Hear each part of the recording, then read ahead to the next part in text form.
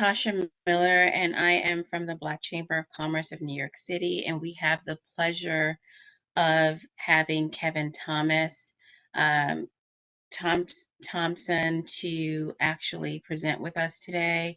Um, so Kevin is an entrepreneur, a board member of the Chamber, and a supplier diversity professional. His current client is confidential, but he has previously worked for Morgan Stanley and Walgreens Boot Alliance in their supplier diversity programs. He'll be giving us an overview of supplier diversity today. Kevin, whenever you're ready. Fantastic, and thank you for the introduction, and good evening, everyone. It's just really a pleasure to be here today, especially given that it's Black History Month. Today, I'm going to show you how to increase your chances of obtaining contracting opportunities with Fortune 500 organizations by properly navigating the supplier diversity space. And here's how I'm going to do that. First, I'll give you an overview of what supplier diversity is, the definition, the different certifying bodies, the different certifications, and the benefits that go along with those. Then I'm going to dive more deeply into the supplier diversity process. I'll be walking you through steps 1 through 6 and providing you with tips throughout the process. I'll also be giving you guys some development and support organizations that may be able to help you during your journey. And then finally, I'm going to leave you with a history of supplier diversity video by the National Minority Supplier Development Council. I thought it was only fitting given that it is Black History Month, but we can just jump right in. So what is supplier diversity? Supplier diversity is an integrated business process to proactively identify diverse businesses for contracting opportunities. And a diverse-owned business is a business that is at least 51% owned, operated, and controlled by a minority. Now, these programs were created to make the bidding process more inclusive overall due to centuries of discriminatory practices. As many of you probably already know, Black businesses were disproportionately impacted by the pandemic, and over 40% of Black businesses shut down. That, along with the deaths of George Floyd, Breonna Taylor, and many others, have really forced corporations to pay more attention to diversity, equity, inclusion. And many of these organizations have created pledges around supplier diversity where they pledge to increase their spend. So they are out there looking for you. And if you look at the chart in this slide here, you can see 76% of all diverse suppliers meet buyers' expectations, while another 23% exceed them. So I just want you to know, if you're in the room, if you're giving a presentation to buyers, you're supposed to be there, and just please have that confidence. So supplier diversity programs are not only within corporations, but you can find those within other industries as well, whether it be transportation, utilities, hospitals, airports, higher education, etc. Now, some of the popular certifying bodies are listed below. The one that's probably most relevant to this group is probably the National Minority Supplier Development Council. This is where you're able to get your Minority Business Enterprise certification, and I'll go into the benefits of certifications a little later. But what I want to talk about right now is actually the benefits of joining one of these certifying organizations. The number one benefit I've seen is actually the networking opportunities. These certifying bodies connect you with procurement and supply diversity professionals and one-on-one matchmakers, or if it's just a larger event, you have the ability to network with these people that actually make these decisions. And then of course, there are the educational opportunities. Certified diverse businesses have access to training programs, educational workshops, and different mentorship programs. And finally, once you're certified, diverse businesses benefit from obtaining loans to acquire additional equipment, expand their employee base, or open another location. Getting into some of the supplier diversity certifications, again, the most relevant to us would most likely be the Minority Business Enterprise certification. And there is a reason why we ask for these certifications. People do lie. So people will say they're a diverse-owned business, and after conducting further due diligence, we find out that they're not. That's why we need these certifying bodies to make sure that you are what you say you are, Not only that, once we know that you are a minority-owned business, we're able to count you in our supply diversity spend, which is very important to us. Not only to us, but if you look at who our suppliers are, maybe you can't do business with the original organization, but maybe you can be a subcontractor for one of our tier one suppliers. So that's definitely something to look out for. Moving on, these are just some other associations I recommend you look into. Not all of them will be relevant to you, but I can tell you the Small Business Administration, they have an 8A business development program I highly recommend you look into. And depending on what your profession is, some of these organizations may be able to help you. Now, diving right into the supply diversity process, I've laid out steps 1 through 6 here. I'll start with step 1. And this is what you have to do before you actually reach out to a supply diversity department. The first thing I ask all suppliers to do is do your research. Understand what industry you're coming into, understand the competitors in the space, understand the problems that this particular organization is facing, and come and approach us with a value add solution. There are instances where suppliers will come to us and they'll ask us, "Oh, what do you do? We want to do business with you." That's not necessarily the best approach. Please do your research before reaching out. Number two would be to network. Not only join these certifying bodies, but also join professional organizations centered around procurement professionals. So whether that's the Institute for Supply Management, ISM, or the Council for Supply Chain Management Professionals, go to the locations where these decision makers are and make yourself known. It will definitely increase your chances when it comes to the supply selection process. Then third, and probably one of the most important tips on this list, is to have a strong digital presence. Now more than ever, given the pandemic, purchasing managers and supply diversity professionals will looking at your digital presence. So please make sure that your website is up to date, your social media is up to date, everything that has to do with your digital presence is up to date. And finally, look into some supplier development or mentorship programs. Not only do these certifying bodies have these type of programs, but actual organizations have these programs. I know JP Morgan Chase, they have a good program around advancing Black entrepreneurs. I know Goldman Sachs has a 10,000 small business program. Even Verizon has a digital small business program as well. So please look into all those and consider joining and building up your capabilities before reaching out. Number two, when you actually contact a supply diversity professional, please start with your value. We know you're a minority-owned business. We know you want to do business with us, but let us know how you can add value to our organization. And typically, when you reach out to a supplier diversity department, you'll be emailing a supplier diversity alias. So you'll send us your original email, but also attach a capability statement. And if you don't know what a capability statement is, it's essentially a one-page resume for your business. It's a concise document that lists all of your company's capabilities. You can do a quick Google search and find the different components to a capability statement, but I highly recommend you have a capability statement when you first reach out. And then finally, most likely a supply diversity professional or a sourcing professional will respond to your email and ask you to sign up to their supplier database. This is a database where you can input your company's information and capabilities so the sourcing managers can find you at a future time. So if an opportunity does come down the pipeline, this is probably the first database or sourcing managers look at when looking for diverse owned suppliers. So please make sure all of your information is up to date, because I can tell you, when people don't put the contact information there and they don't have a strong digital presence, there's no way for us to reach out and people have lost opportunities. So please make sure you upload all of your information to the supplier database. Moving on to step 3 and the initial conversation with a supply diversity professional. Please have some sort of presentation ready to present to us. We're going to have questions around your revenue, not only this year, but the past 3 years. We want to see have you grown over time. We also want to see what kind of clients you've worked with. Have you worked with clients within our industry?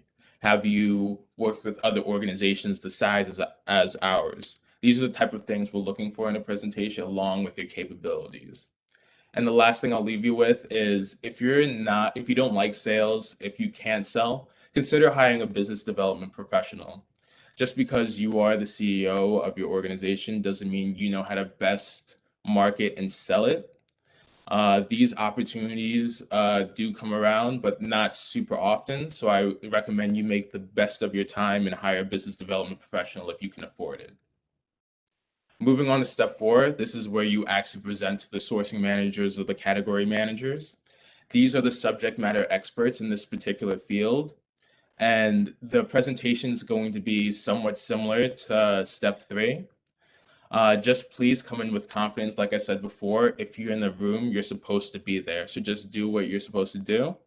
And then finally, don't oversell yourself. I know when a lot of people get to this stage, they feel like it's the final stage and they have to say what they need to say to be able to get the business. But I've seen a couple of suppliers overpromise and not able to deliver. And that just looks bad on the supplier diversity department and other minority suppliers. So please understand your strongest capabilities and sell those. Moving on to step 5, the supplier selection process. You don't have a lot of decision-making capabilities in this particular step, but some things you can do to set yourself up for success. Please establish great banking relationships. Some of these contracts that you may be winning might be the biggest project you've ever worked on, and you might need capital to be able to expand your team. So make sure you have great banking relationships established going into the supplier selection process. And also be open to collaboration. Be open to collaborating with other suppliers, even if you're not necessarily making the money you want to make at this point in time. This is a great pathway to future opportunities. And then finally, step 6, whether you were selected for the contract or not, we ask that you follow the 3 Ps. Please be professional, persistent, and patient. We ask that you be professional when reaching out to us. Don't email us every hour of every day. Follow up with us. The typical cadence that we recommend is follow up with us quarterly. And you can update us with any new findings with your business, any new findings within the industry. Maybe you can solve one of our problems. These are all great reasons to reach out to us. And please be patient. It can take anywhere from months to years to do business with us. So please continue to follow up with us, and eventually there could be an opportunity for you. Before I leave you with the history of supply diversity video, I would like to thank you for your time. You can reach out to me at info@resumeread.com if you have any questions. I do write resumes. I do write capability statements for small businesses and coach individuals. So feel free to reach out to me if you have any questions. And with that, I will leave you with the history of supply diversity video.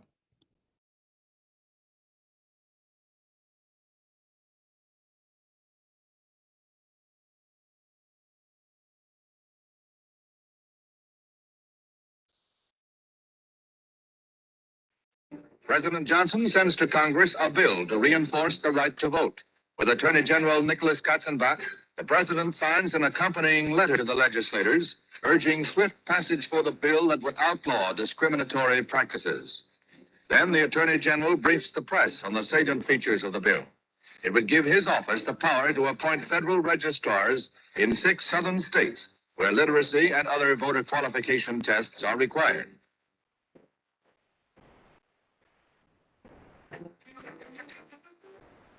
The bill's aim is to bring to fruition the goal of minority groups that have staged protests throughout the nation. This is a demonstration in Montgomery, Alabama, led by Dr. Martin Luther King. In contrast to the violence of many marches, this one is held peacefully with police blessing and under permit.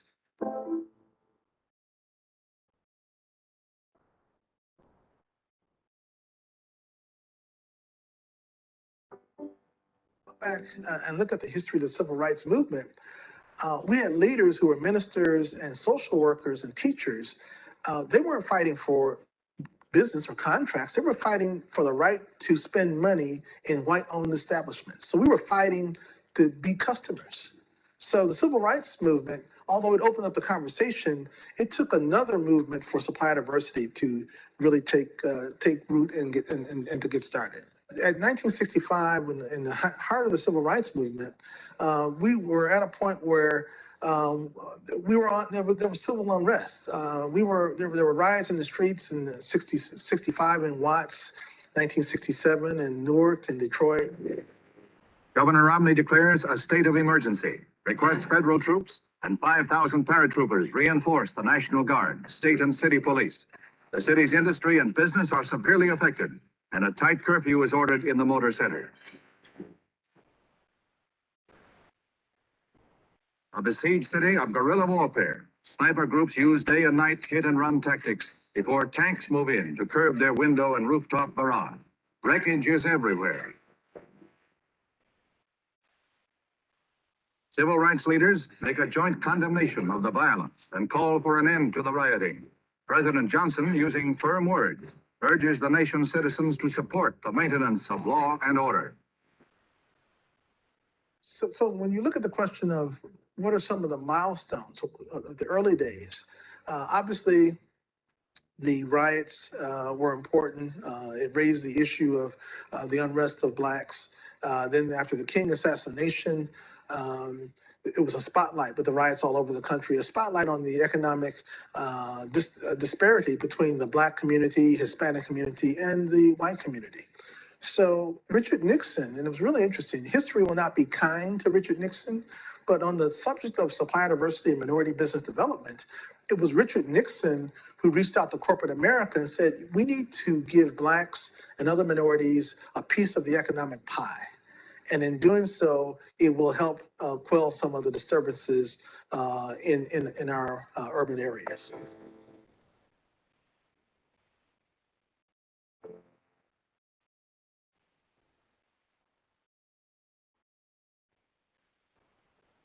Main goal of Richard Nixon's program for minorities is to recognize and honor human dignity. He creates new possibilities for those who want to go into business for themselves. This box and furniture business grew after the Nixon program helped owner Al Hollingsworth. President Nixon is helping minority people through his Black entrepreneurship program. In other words, being able to actively survive in a capitalistic system rather than being a reciprocant of capitalism, that being welfare. With loans he obtained under the Nixon plan, J.G. Carrasco expanded his trucking business. Without President Nixon's administration that put together SBA, there are a lot of small Mexican-American businesses that would not survive.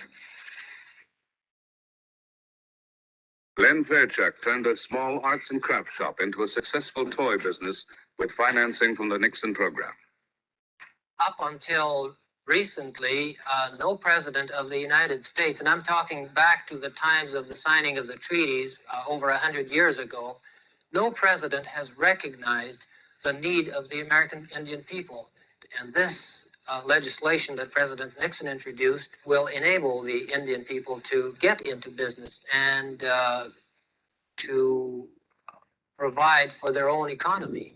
Many things happened that came out of that executive order, including the funding programs out of SBA for minority businesses, the MESBIC program, which generated the funding that allowed Reggie Lewis to build the company that he built.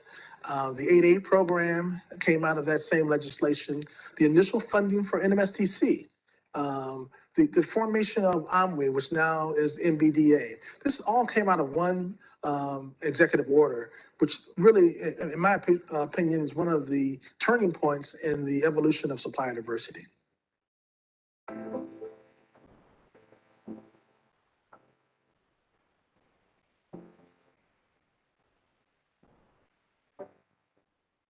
In all fairness, I think Nixon wanted to do the right thing, but he also looked at it from a political perspective. And it was Nixon that created the concept or the thought of Black capitalism. And he had some very smart people from Wall Street coming up with this very deep and very complex, and I would say admirable, concept of creating capital in the Black community, because it was something that was lacking in our communities, and they took the ball and they ran with it. And I think there were many programs that were started. One was started as OMBE, the Office of Minority Business Enterprise. It was in the Department of Commerce. Also, he strengthened SBA because he saw within SBA they had the potential. Initially, there was some fighting between Department of Commerce and SBA, but they kind of got it together. And they're some very smart, very analytical people, many of them from Harvard and Ivy League schools who happen to be of color, who designed many of these initial programs. And they were very effective. And they worked. And you know, I came in after that was in place.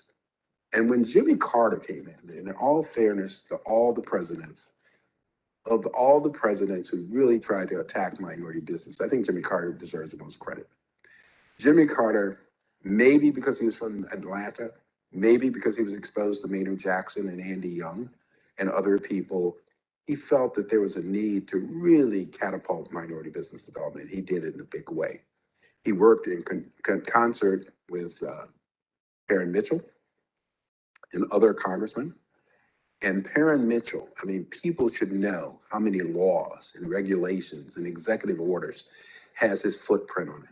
Perrin Mitchell was a giant. And when you look back between the years of 1978 and 1982, you'll see most of the major laws that were created to have set-asides, 95-507, I could list all of them, that talked about a need to have a set-aside for minorities. Then later women were added to it and other people were added. But it was Perrin Mitchell who was really, really fiercely in fighting this battle.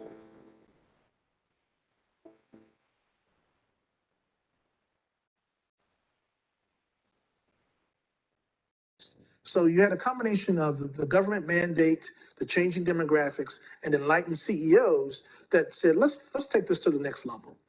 And one industry specifically that took it to the next level was automotive. And I give Chrysler, GM, and Ford a lot of credit because they really led the way. I got a call from personnel. And what they said was that my background is the military, and with my degree and my experience, I was a prime candidate to do a program on supplier diversity. So my first question was, what is supplier diversity? And then I said, you know, what is it that is missing? What is it that needs to be done? What is it that is unique to supplier diversity that will make it successful? The thing that I think we really excelled at was understanding the government and the part it played in supplier diversity. If you recall,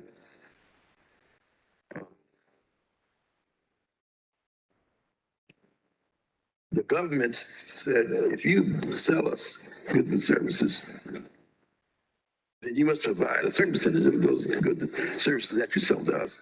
You must provide opportunities for disadvantaged businesses. But at the time, we didn't have the type of the businesses that could satisfy what they wanted, like 5%. What we had at the time when I started were transportation services, janitorial services, okay? Those large labor, but small in value. And we said, if we're going to satisfy our government commitment, and the government was really started tracking down on these suppliers who they were doing business with, but they weren't following what they call the small business law that says, we want you to do business with small businesses. That's part of our culture. We are a government of the people. And small businesses are the people that make up us, what we do in the United States. And you got to be participatory in that. So with that, we said, okay, we looked at our supply base and come to find out that we couldn't meet the requirement that the government wanted for doing business with the government. We sell a lot of vehicles to the federal government, a lot of vehicles. So we said that we had the capacity and we had the knowledge and the wherewithal to do business with large corporations and large businesses.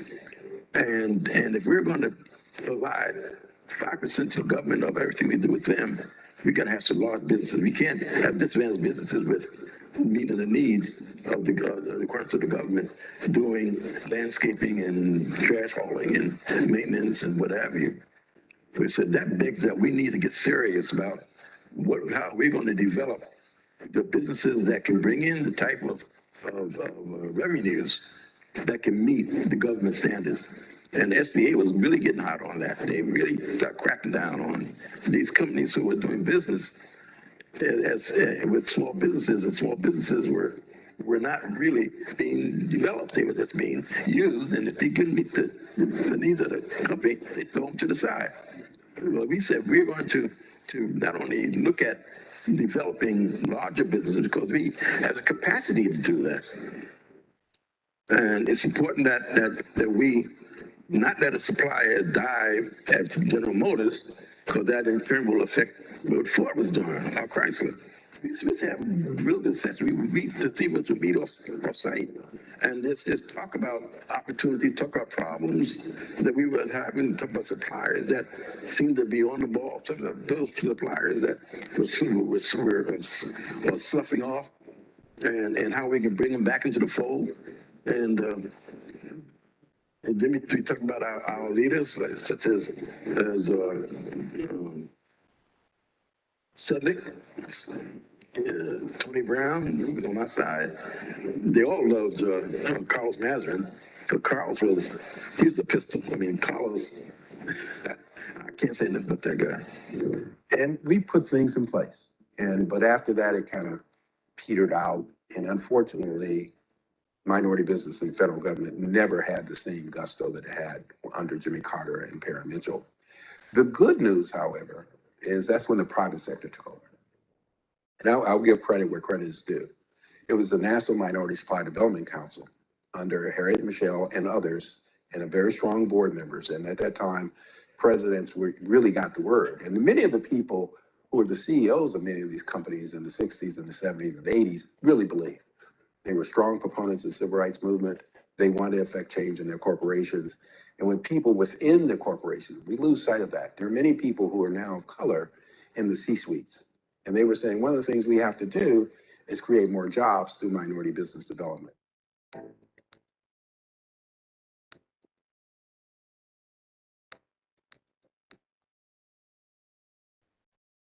When they write the history of supplier diversity, there will be a Harriet Michelle chapter.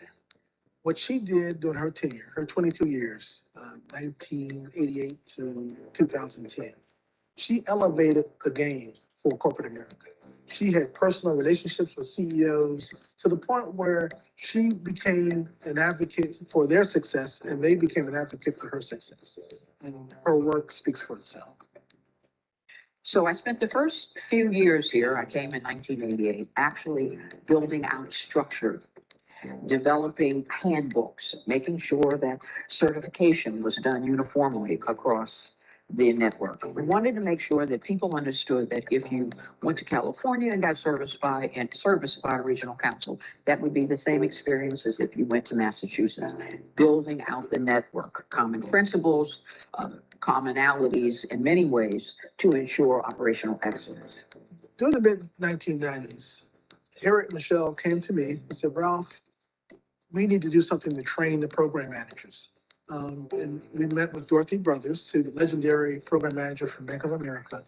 And what came out of that discussion was the NMSCC Program Manager Seminar. First one was 1993, I believe it was. We had 40 program managers there. And it was a very robust, candid session where we had program managers, no MBEs. I was the only MBE in the room. And in fact, frankly, talked about best practices and how do we advance this whole notion of supplier diversity.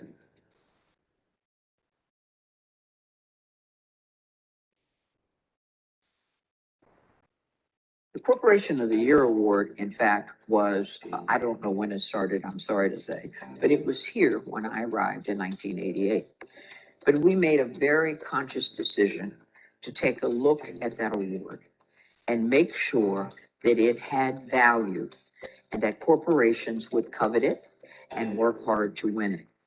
So we set up these requirements. We set up the baseline. We looked at things like leadership from the C-suite in the program. How involved was the CEO or the CPO? Did the corporation, in fact, reward internally for the job that the Supplier Diversity Program had? Were they measured on their performance as part of their performance evaluation? Was that part of it? How involved was the corporation in participating in NMSDC's programs? For example, did they send MBEs to Kellogg? Did they offer special training for MBEs? Did they encourage or, in fact, make a pathway for MBEs to have partnerships with each other or with minority suppliers, with majority suppliers, to help them raise their level of capability? Because the issue always was, MBEs are so small, we need them to grow in capacity. It was always capacity. So what was the corporation doing to help MBEs reach the next level of growth? Well, I'm delighted and honored to accept the award tonight on behalf of our team at Johnson Controls. I wish to thank NMSDC for recognizing our efforts again in such a significant way. It was almost 5 years ago tonight, 2003, that our former chairman and CEO, John Barth, who many of you know, accepted our first Corporation of the Year award. I can remember the excitement and the pride that we felt when we first learned of that selection at that time. This award is really the culmination of a 10-year journey for our company. In that short time, we launched our minority supplier development strategy and built it into a robust program worth of NMSDC's highest recognition. In that same year, in 2003, we also achieved our first seat at the $1 Billion Roundtable. Those achievements are really a testament to the strong commitment to minority supplier development by Johnson Controls purchasing and manufacturing communities. It was very important that the process was transparent, and that people understood that, in fact, the Corporation of the Year award was earned by every corporation that won it.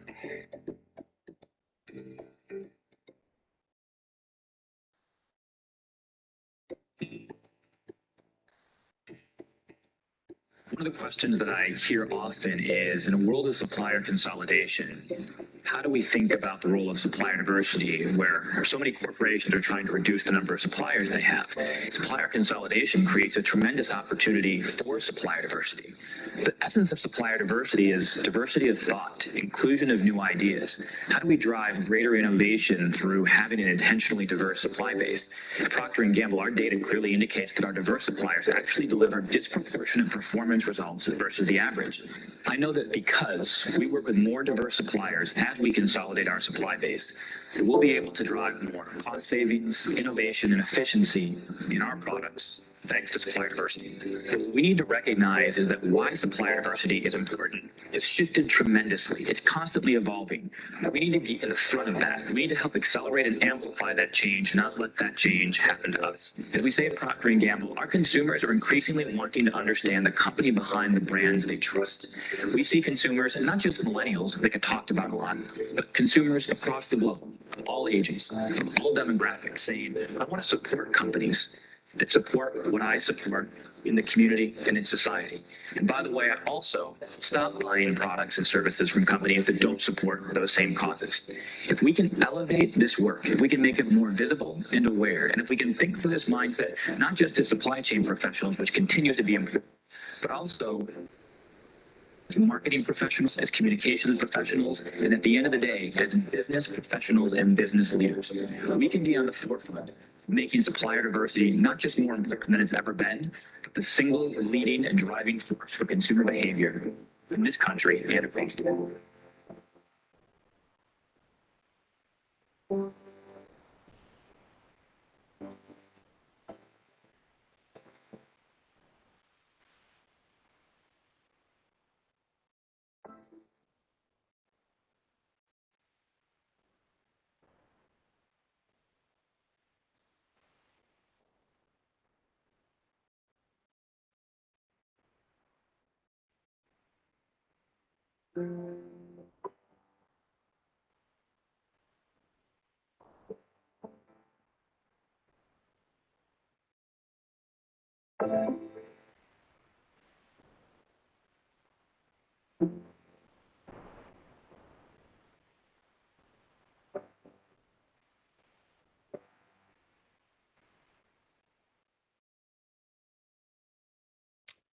Thank you for your time, everyone, and happy Black History Month. Have a great day.